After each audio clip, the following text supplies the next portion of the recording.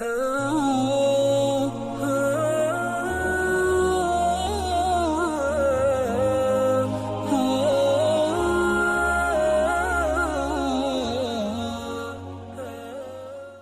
ini adalah bulan yang banyak manusia itu lalai. Padahal bulan ini juga memiliki banyak keistimewaan. Tapi kemudian bulan ini banyak yang dilalaikan oleh manusia. Oleh karena itu maka Rasulullah SAW menjadikan bulan Sya'ban ini sebagai bulan untuk menjaga amal. Bahkan para ulama dulu para ulama itu juga menjadikan bulan Sya'ban ini sebagai bulan untuk memelihara amal-amal kebajikan. Sehingga ada ungkapan bulan Rajab itu adalah bulan untuk menanam. Bulan Sya'ban ini adalah bulan untuk menyiram atau memelihara tanaman. Dan bulan Ramadan itu adalah bulan untuk memetik hasil panen. Jadi para ulama mengistilahkan bulan Rajab itu sebagai bulan untuk menanam. Lalu kemudian bulan Sya'ban ini adalah bulan untuk menyiram. Dan bulan Ramadan itu adalah bulan untuk memetik hasilnya. Nah, oleh karena itu maka kalau kita melihat bagaimana Nabi SAW dan juga para sahabatnya ketika memasuki bulan Rajab, mereka lebih bersemangat untuk melakukan amal-amal kebajikan. Kemudian mendekati atau masuk bulan Sya'ban, mereka lebih semangat lagi, stamina ibadahnya lebih kuat lagi sampai kemudian memasuki bulan Ramadan. Dan itulah hadirin, bahwa kadangkala memang sesuatu itu terasa berat karena belum terbiasa dilakukan. Tapi kalau sesuatu yang sudah terbiasa dilakukan, maka sesuatu yang berat itu akan terasa enteng. Nah, itulah makanya ketika kita memasuki bulan Rajab, maka ada banyak motivasi-motivasi kepada kita semua untuk memperbanyak amal-amal kebajikan, untuk memperbanyak amal-amal ibadah. Kita memulai segala hal yang bisa jadi sebelumnya kita tinggalkan, seperti misalnya puasa sunnah, atau sholat malam, atau sholat sunnah yang lain, atau mungkin membaca Quran, berzikir, bersolawat dan lain sebagainya. Lalu di bulan Sya'ban ini lebih ditingkatkan lagi sampai kemudian nanti masuk bulan Ramadan, dan di bulan Ramadan itu maka segala amal-amal ibadah itu akan terbiasa untuk kita melakukannya. Nah, sehingga di bulan Sya'ban ini maka Rasulullah SAW itu memperbanyak puasa. Karena mungkin yang banyak dilalaikan oleh manusia itu adalah, di antara ibadah-ibadah itu adalah ibadah puasa. Sehingga ketika masuk ke bulan Sya'ban, bukan berkurang jumlah untuk melakukan ibadah puasa, justru malah bertambah.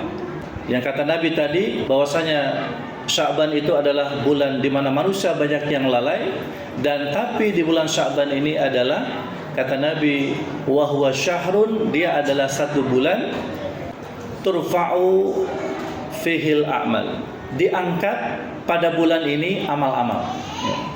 Lalu kemudian kata Nabi, fa'uhibu, dan aku suka, kata Nabi SAW, apabila amal-amalku diangkat, maka aku sedang berpuasa.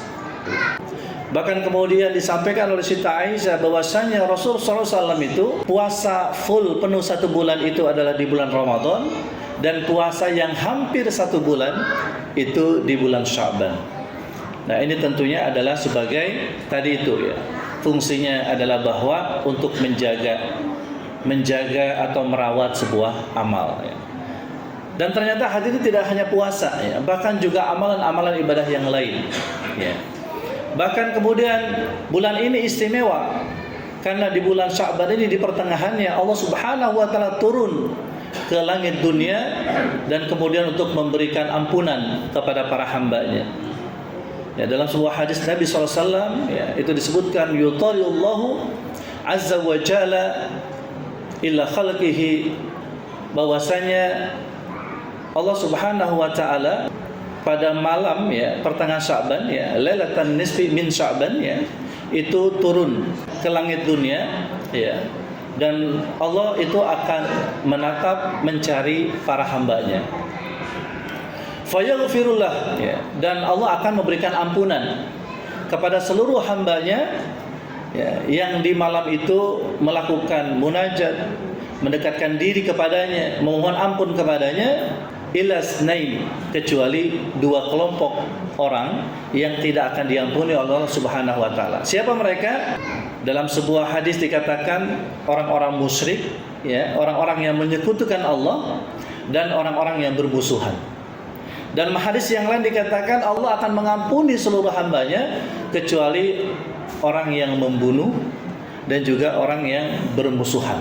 Jadi di bulan ini Allah Subhanahu wa taala turun ke langit dunia untuk melihat hambanya dan kemudian memberikan ampunan kepada seluruh hambanya kecuali tiga kelompok, yaitu orang yang membunuh, kemudian orang yang menyekutukan Allah, dan orang yang bermusuh-musuhan. Oleh karena itu siapapun kita ya hadirin ya, yang hari ini maka kita jauhi segala macam kemusyrikan dan kita juga hindari segala macam permusuhan ya, dan menyakiti hati orang, memperlakukan orang tidak baik. Maka dengan sebab itulah kemudian maka kita nanti akan digolongkan menjadi hamba-hamba Allah yang diampuni oleh Allah Subhanahu wa taala. Dan bulan ini adalah bulan di mana Allah turunkan rahmatnya. Berbagai macam kebaikan-kebaikan itu akan turun ya, akan diberikan kepada para hambanya. Bahkan dalam hadis yang lain dikatakan bahwasanya siapa yang memohon kepadaku mohon ampun, aku akan ampuni, kata Allah.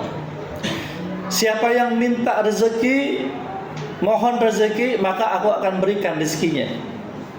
Dan siapa yang sakit dan memohon untuk supaya sakitnya itu disembuhkan, aku akan sembuhkan, kata Allah. Ya, jadi di bulan ini ya hadirin ya, maka bulan yang penuh dengan rahmat Allah, di mana kalau kita mohon ampun kepada Allah, Allah akan ampuni. Kalau kita minta rezeki, Allah akan kasih.